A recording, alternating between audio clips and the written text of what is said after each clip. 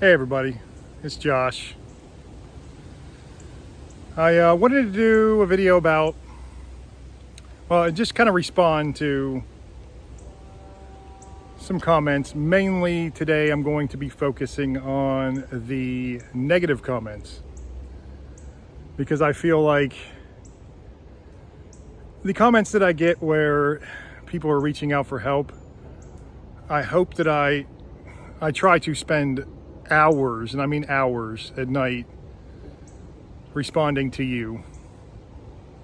I really do think that I need to probably start doing videos in response, but I want to let you know that I care about you. I'm not just on here. I'm definitely not on here to be famous because that's probably not going to happen. I hope it really doesn't. I'm on here for a select few. Because if you've watched my videos, you know my story, my powerful transformation, and how I'm on a mission. And it's not even just like a mission. It is my full purpose in life to help people who were suffering in similar ways that I did. Now, obviously, everyone's suffering is so different, but we suffer, all of it is the same to different extents. And we have to have someone who has gone through that suffering to be able to relate to help us and guide us out of the hell we're stuck in. And I know I say it a lot, but this is why Christianity is so profound. Even if you were an atheist, a Buddhist, you worship Islam or Judaism, Hinduism, you can look at Christ as a man and learn so much about unconditional love. Even if you're not a Christian who thinks that Christ will take out the part that I guess you probably don't believe, which is the resurrection. If you're a non-Christian, you don't believe in the resurrection. Okay, so take the story of his love, how he healed people. If you don't believe he healed people with the miracles, then you can certainly see how he healed people spiritually. For me, I was healed from the inside out. I was transformed from the inside out. My body is, I've treated it like not good. I've actually been athletic my whole life, besides the time when my back was just too bad to do anything. But I still work out, I still exercise. The eating right part is I eat right most of the time, but I eat way too much. And that's something I have to work on. But the transformation comes from the story of someone who was as good can get.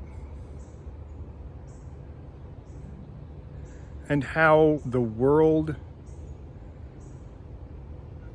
turned on him.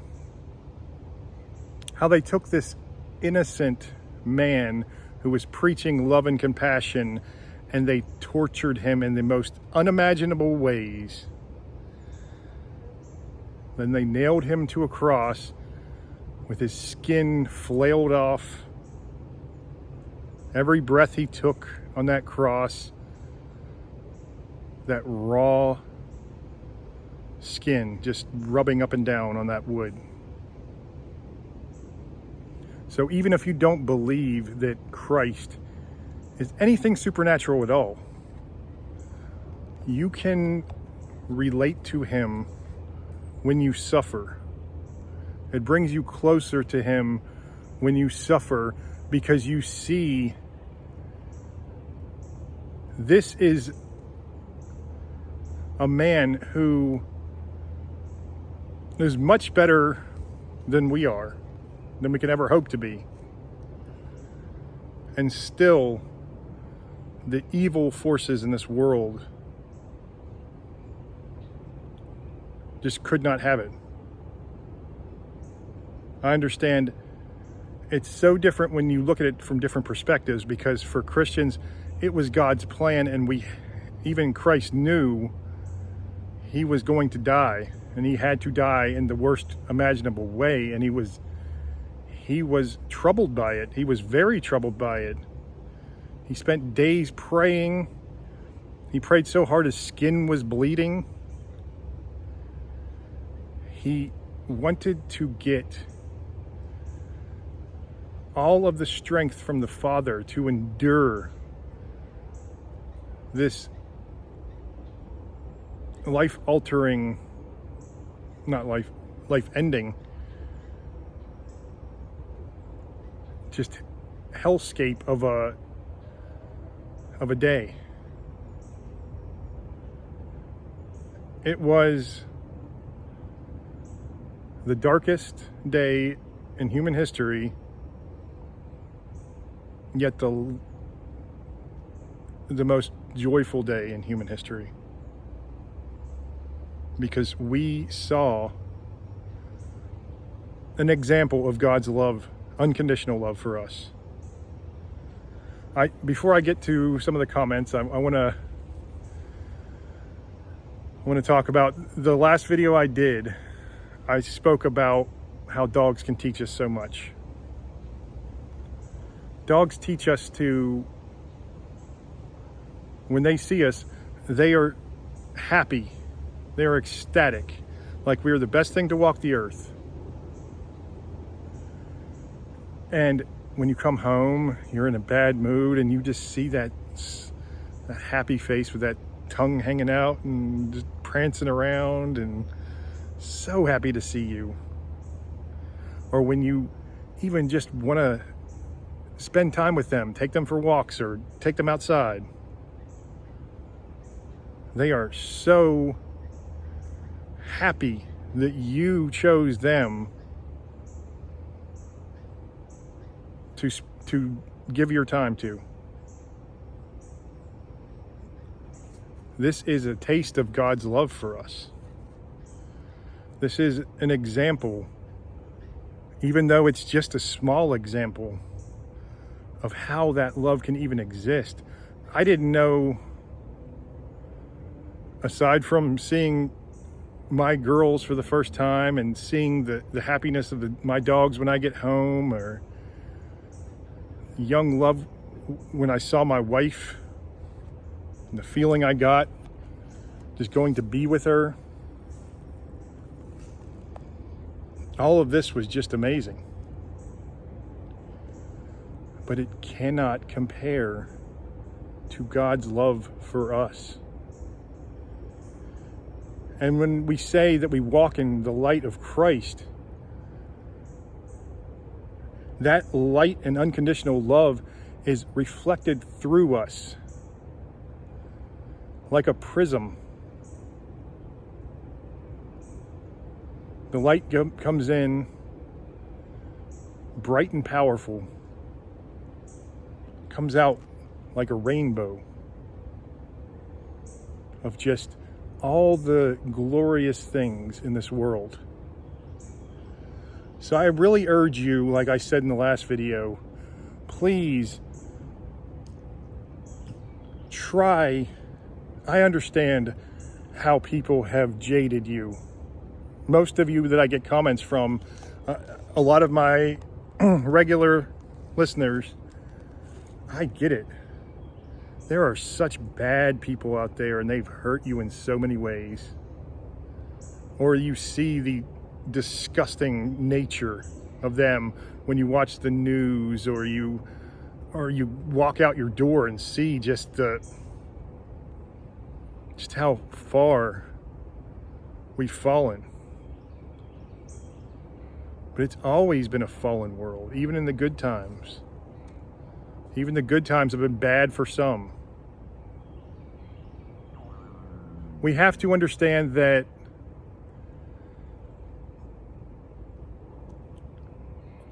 God's love overcomes all of this. So just try it. Just for a little while. Don't give up after one or two times. Try to treat people with that enthusiasm that a dog greets you with, your dog greets you with when you come home. Obviously, don't jump up and down on them and lick them in the face and pee on them. Don't do that. Then you might end up in prison, and I'm sorry, I'm not saying to do that. But go there and talk to people like they are your long lost friend that you have been dying to see. And listen to what they have to say. They don't have to talk about their problems, or anything. Just see what's on their mind. Most people are miserable because who knows what's going on? Maybe they're in pain. Like I said, the lady was down the street from me who just kept giving me the dirty look. And then I talked to her, and she was so happy that somebody stopped and gave her attention. Maybe they've just had a bad day at work. Maybe a loved one just died. Maybe they're just sad because they go home. I see this a lot with men especially. They go home and nobody gives a crap what they say. Nobody gives a crap about their lives. It's been a long time since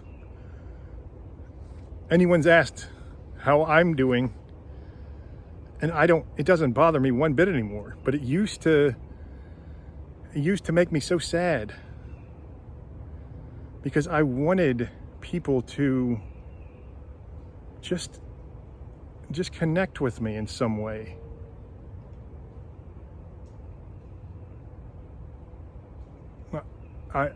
I'm lying about that. Before God saved me, it was a long time. I can't remember when somebody asked me how I was doing or genuinely cared what was going on with me, except for just one or two of my friends every now and then.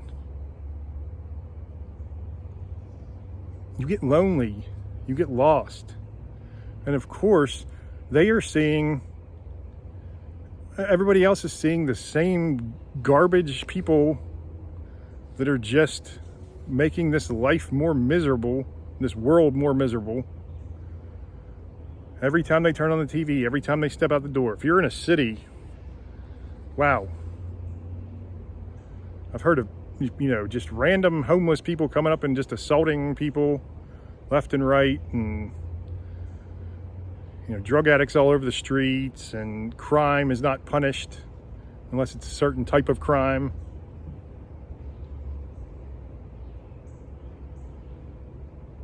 We need to connect with people, and we need to break that wave of darkness that just keeps pounding on them. A smile and a polite conversation, even just that smile and a warm hello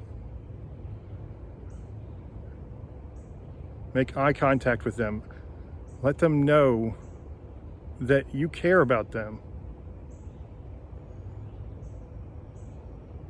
You will find people, it's like people will be drawn to you.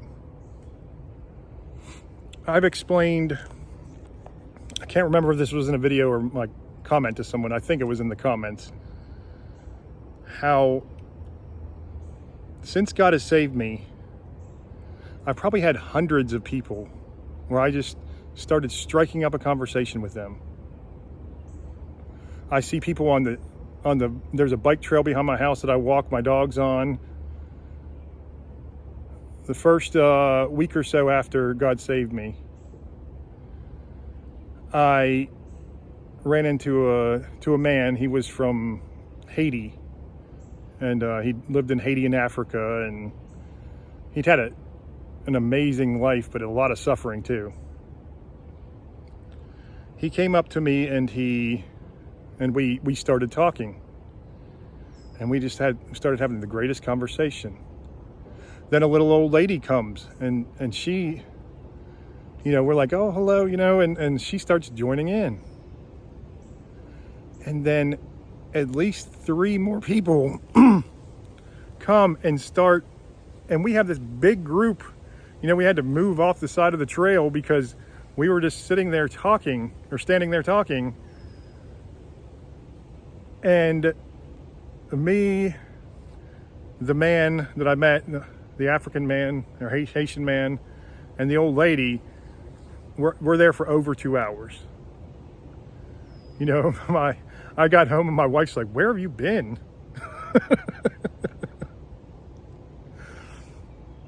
The other 3 stayed and talked for, a good 15-20 minutes at a clip, and just moved on. But we're just having profound conversations of just these random strangers. I've met people on all the trails I've been on. The spot where God saved me, I've met so many people, so many, and it's been amazing. There's something walking around in the woods over there, trying to see what it is. That brings me to another thing. So I've drawn people towards me. Or no, I haven't. God has drawn people towards me because maybe they needed me, or I needed them, or both. And animals who once, I've been in the woods my whole life, and I see wild animals. It just happens. I see animals on the most wonderful animals on a almost daily basis. I say almost on a daily basis. I don't remember a time when I went out and I didn't see some cool little, at least a little cool bird or something, an oriole or a cardinal or whatever. But then animals, they just sense that you're not a threat, and they're comfortable with you. So they flock to you, like they can sense the Holy Spirit within me. Or maybe it's the Holy Spirit drawing them to me. I don't know. But anyway, please give it a try. Just go out and or it can be family or friends, it can be strangers. Just try to listen to them. Try to forget about your own problems. Focus on their problems and giving them a ray of hope to go on. And I'm telling you, if you haven't felt that kind of mystical connection to God yet, God visits us in such different ways. This is a way that you'll start to feel different. God will start to transform you when you start doing serving others like he wants, making peace in the world, enjoying the world. So I have two people who are pretty hardcore atheists that I don't know if they watch my channel, but they go on to my videos to comment all the time. And I think that they don't really watch. This one guy, he just seems so lost, but he just keeps, this past comment he left me,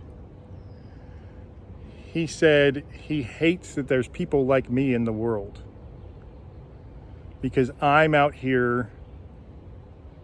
His justification for it was because people in third world countries like Africa don't have money and access to medical care, then they're turning to God. And I was like, what are you talking about? I knew that he wasn't actually watching my videos. I want him to really, you know who you are if you are watching. I doubt you are.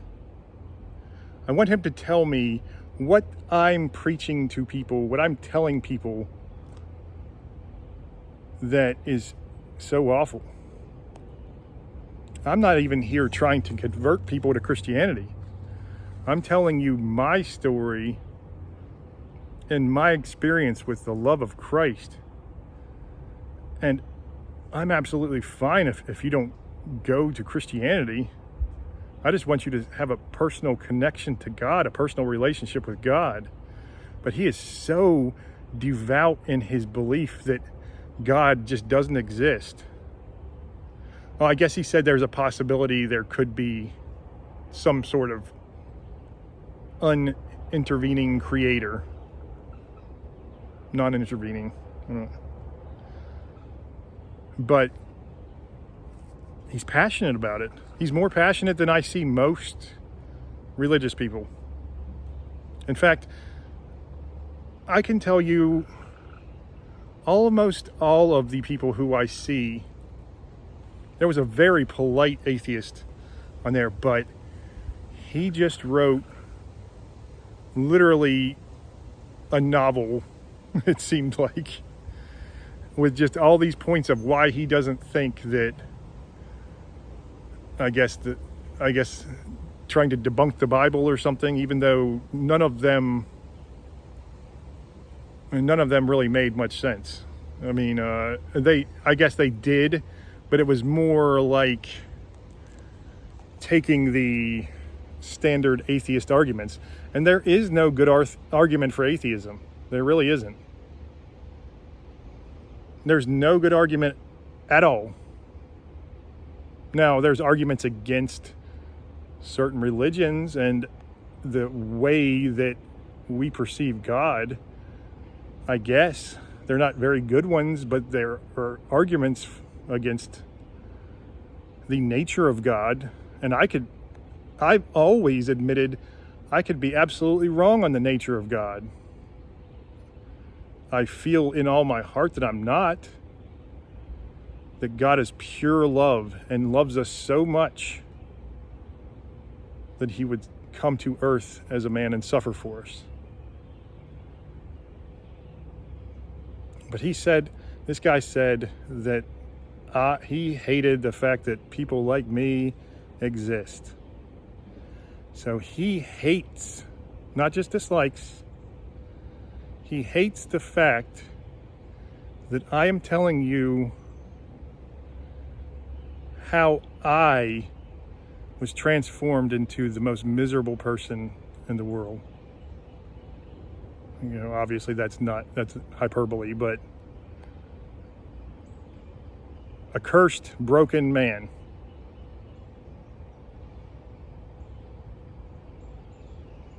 And he's telling me that that's a horrible thing. that I would try to help others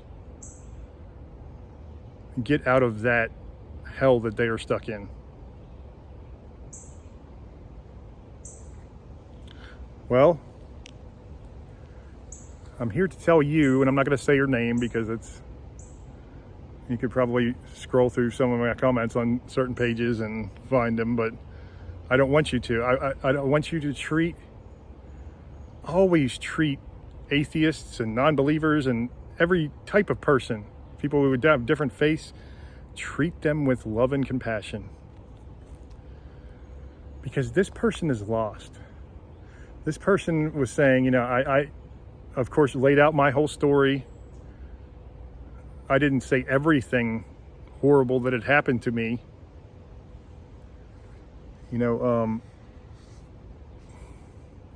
I usually leave it out, but my wife had 2 miscarriages, in the few years leading up to my spiritual rebirth. And obviously that's a private thing for us, so we don't talk about that very much. But take all the constant nerve pain. We've had suicides and people that were very close to us, close family and friends. That's another private thing that I have to, if I talk about it, it'll be in the right way, the right time. But those 2 miscarriages were devastating. I was already beaten down so much.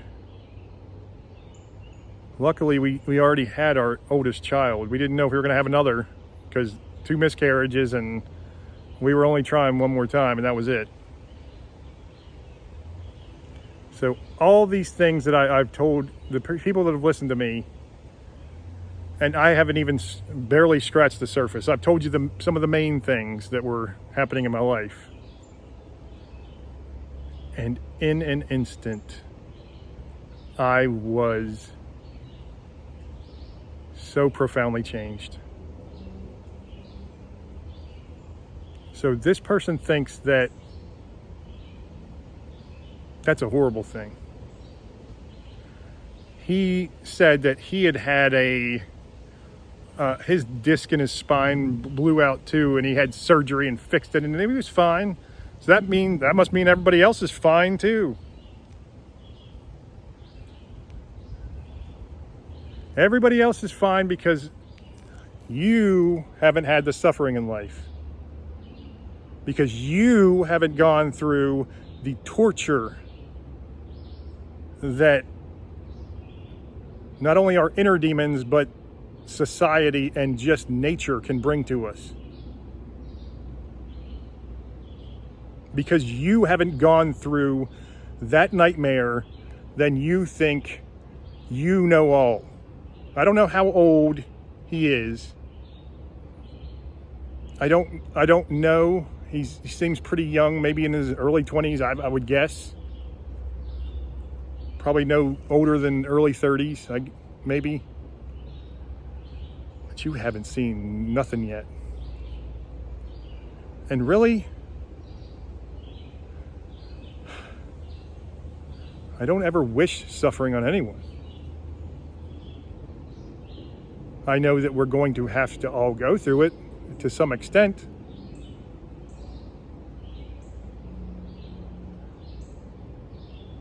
I wish he could see a sign to show him that there's something more. I wish God would profoundly change his life, but we need people who don't believe.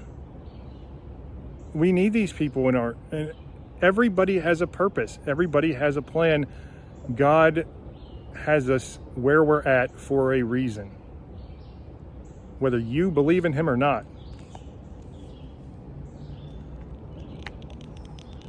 I wouldn't have been able to tell you that with any sort of experience or authority before. And I know that you think everything that I've witnessed, all the miracles, all the transformation has been a delusion. Well, let me tell you, I guess you could be right.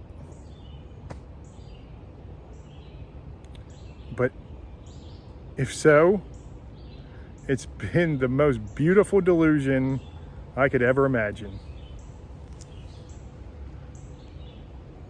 And I hope that someday you get that delusion in your head too, that makes you see the beauty in life. Because whether you believe in God or not, whether you believe in Christ or not, whether you think the Bible is a load of BS like you do, you know who I'm talking to.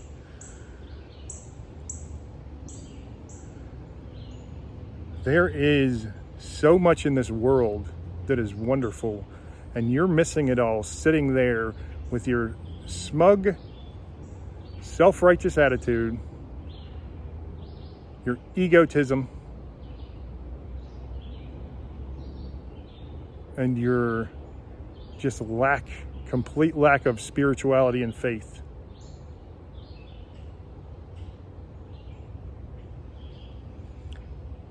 I thank God for all of the suffering that I've went through in my life.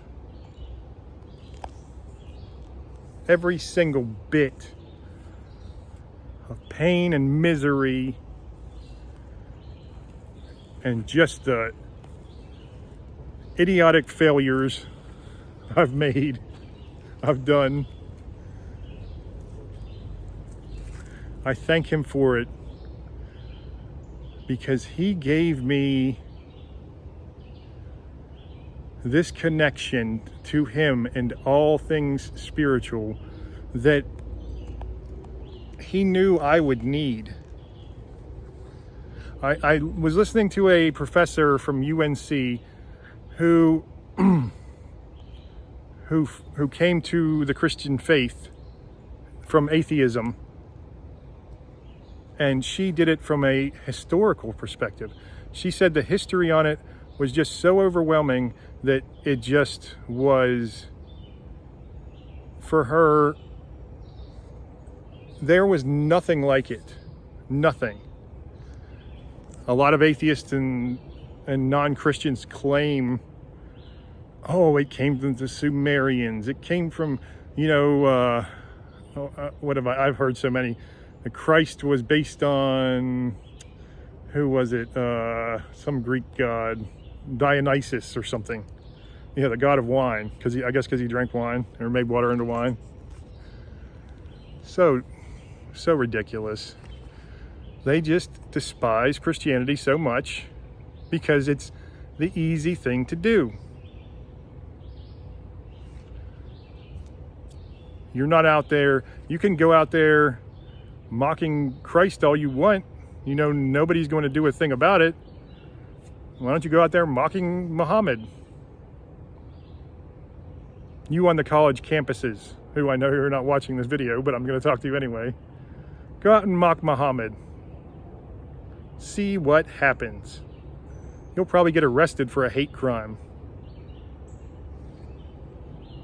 And I'm not saying you should get arrested. I'm saying we are mocked because we are a religion of peace. Because, yes, we do believe in self-defense and believe in defending ourselves and others that are weaker than us. But we don't seek revenge or retribution. And you can mock our God all you want, and it will not change a thing. It's our faith. It'll just make you feel better, I guess, for mocking people that you feel are oppressors. Who, acting as an actual Christian, is oppressing anyone? You're seeing fake Christians. I can say I'm Hindu and go out and do a bunch of horrible acts to people and be like, I did it for, Shiva? I don't even remember who the Hindu gods are. I think Shiva was one of them.